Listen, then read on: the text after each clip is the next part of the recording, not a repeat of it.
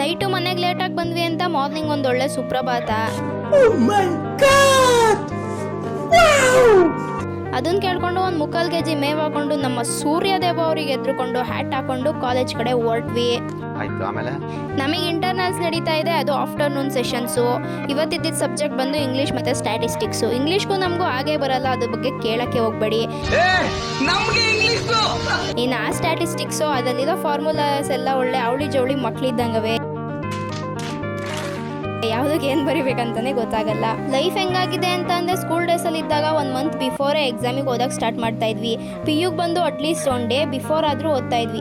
ಈ ಡಿಗ್ರಿಗೆ ಬಂದ್ಬಿಟ್ಟು ಅಂತೂ ಅರ್ಥ ಆಯ್ತು ಅನ್ಸುತ್ತೆ. ಎಕ್ಸಾಮ್ಗೆ 2 hour ಐತೆ ಅನ್ನುವಾಗ ಸಿಲೆಬಸ್ ಏನೈತೆ ಅಂತ ನೋಡ್ತಿರ್ತೀವಿ. ಯಾವ ಸಬ್ಜೆಕ್ಟಲ್ಲಿ ಎಷ್ಟೆಷ್ಟು ಲೆಸನ್ ಐತೆ, ಯಾವ್ಯಾವ ಲೆಸನ್ ಏನು ನೇಮು ಅಂತ ತಿಳ್ಕೊಳೋ ಅಷ್ಟರಲ್ಲಿ ಒಂದು ಸೆಮ್ಮೆ ಮುಗ್ದೋಗಿರುತ್ತೆ ಗುರು. ಮಾತೇ ಇಲ್ಲ. ಏನು ಗುರು ಇದು ಡಿಗ್ರಿ ಲೈಫು. ಎಕ್ಸಾಮ್ ಮುಗಿಸ್ಕೊಂಡು ಮನೆಗೆ ಬರೋ ಅಷ್ಟರಲ್ಲಿ ನೈಟ್ ಆಗಿತ್ತು. ಸರಿಯಾಗಿ ಒಂದು 3/4 kg ಮೇವ್ ಹಾಕೊಂಡು ಡೇನ ಎಂಡ್ ಮಾಡಿದೆ. ಇವತ್ತಿಗಿಷ್ಟೇ, ಮತ್ತೆ ಸಿಗ್ತೀನಿ. ಟಾಟಾ ಬಾಯ್ ಬಾಯ್.